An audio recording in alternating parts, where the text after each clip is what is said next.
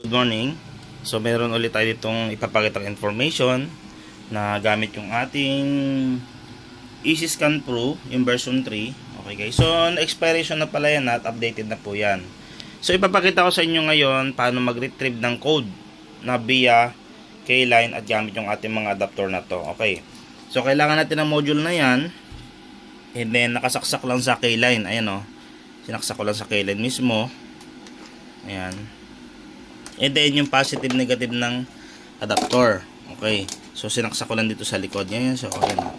Nakasaksak lang siya. Okay, sasaksak mo lang doon. And then nakalagay lang sa K-line. Yung mismong DLC niya.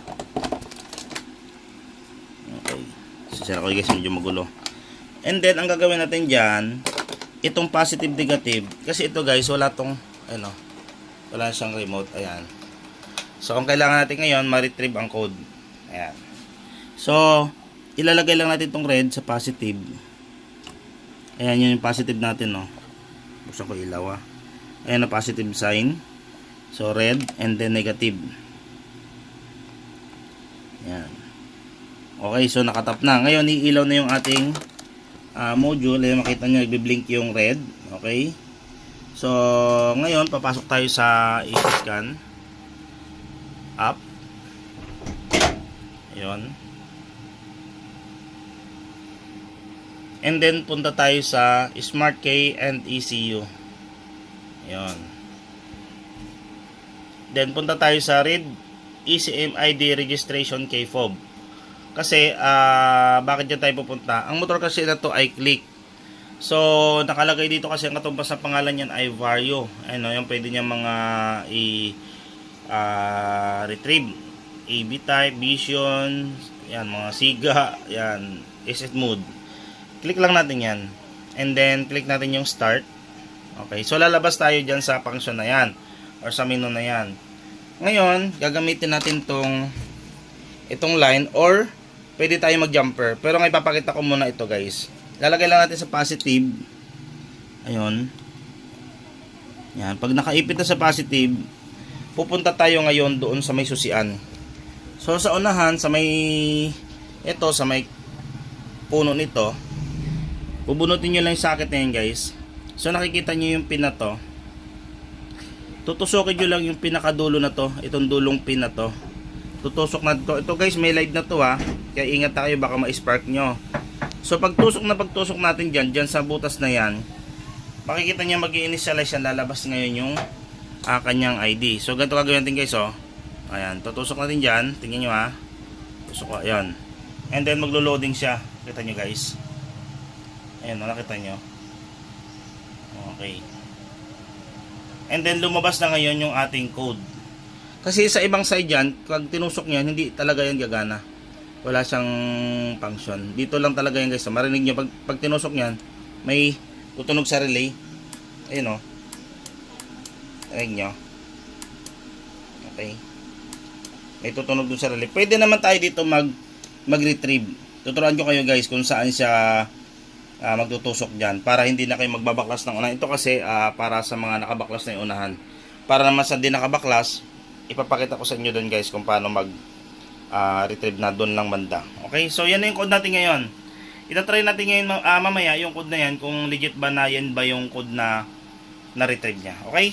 So, ganun lang guys ang pag-retrieve ng gamit yung ating Easy Scan Pro na via K-line.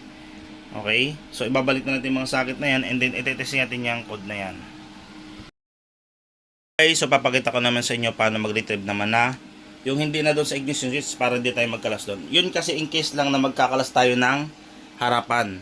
Ito, para sa kumbaga shortcut na lang ito. So pasok muna tayo sa apps. So same pa rin, sa alpak pa rin ating positive negative. Ayan, positive negative, and then nilagay ko na yung ating pang tusok. Ayan o. Okay, so yan na siya. So pasok tayo sa Smart K and ECU. So yung red na yan, makikita nyo may iilaw dito na kapag ka-connected na yung green na yan. So papasok tayo ngayon sa red ECM registration K-Fob Sindingen. Ayan. So click natin yan. And then makikita nyo, then start lang. And then makikita nyo dyan, Ayan, connected na pala siya. Ayan. Ayan, so magbi-blink lang yung green na yan. Ayan, ganyan. So, kapag ganyan ang blink niya, ibig sabihin, ready na siya for retrieve. Kasi pag nagre-retrieve siya ng code, bibilis na po yung blink niyan. Okay, so ganyan siya, no? Ngayon, gagawin natin ang paraan dito. Buksan natin ang ilaw, Ayan. Itong relay na to, iaangat nyo lang to konti. Parang nito, guys, gamitan nyo lang yan ng plies or basta pang angat nyo konti. Ayan, maangat nyo lang ito. Ayan, and then makita nyo yung nakita nyo yung socket, ayun yung parang pin na yon dito na side. Ayan, ito guys, click version 2.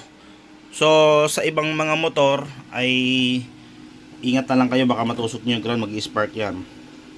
So ayun siya. Okay, ngayon ito yung ating pin.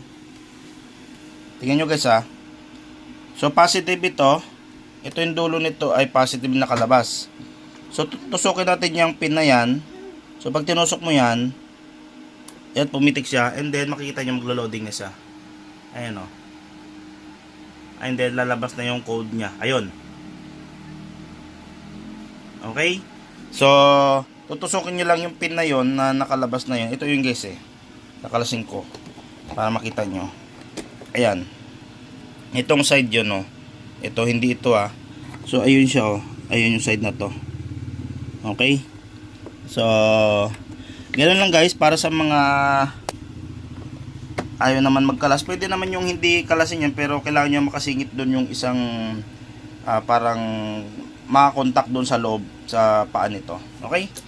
So yun na ngayon ang code natin. Ngayon tetestingin natin yan kung aandar ba talaga yung code na yan. Okay, nakabukas pa ilaw ko. So doon naman tayo sa pagpapaandar ng gamit yung code na yan. Okay, so yun naman tayo sa pagpapaandar ng code, kung working ba yung code na yan. So gagawin lang natin dito, long press lang natin ito hanggang sa lumabas yung K sign. Yan. Pag blink at pag pindot natin, papasok na tayo ng code. Narinig yung tunog. So unang code ay 0, kaya wala tayong pipindutin hanggang marinig yung sunod na beep. Sunod 1, 2, 3, 4, 5. Hintayin ulit tayo mag beep. Ayan, 5 uli. 1, 2, 3, 4, 5. Next natin ay 6. 1, 2, 3, 4, 5, 6. Next, 6 uli. 1, 2, 3, 4, 5, 6. Sunod ay 2. 1, 2. Sunod ay 4. 1, 2, 3, 4. Sunod ay 5. Dito lang yan guys, 1, 2, 3, 4, 5. Dinadaya lang natin. Sunod ay 8. 1, 2, 3, 4, 5, 6, 7, 8. Ayan. Pagka on, may tumunog dito, mabubuksan na yan. Ayun, mabubuksan natin yung motor. And then, start na yan. Taran! Lobat pa yung battery. Ganoon lang guys. So yung code na na-retrieve niya, legit talaga yan guys na gumagana. Yan siya, mandar. Diba? So sana guys may natutunan ulit kayo ngayong araw gamit yung ating Easy Scan Pro. Ayan guys, may mga stock pa tayo. Okay, sa Smart FI may mga stock pa tayo guys. So alam nyo na gagawin nyo guys. Direct basis lang kayo. And then free tutorial po yan, may actual training po yan, and then may mga support po yan, lifetime support po yan. Okay? So magandang araw po sa ating lahat.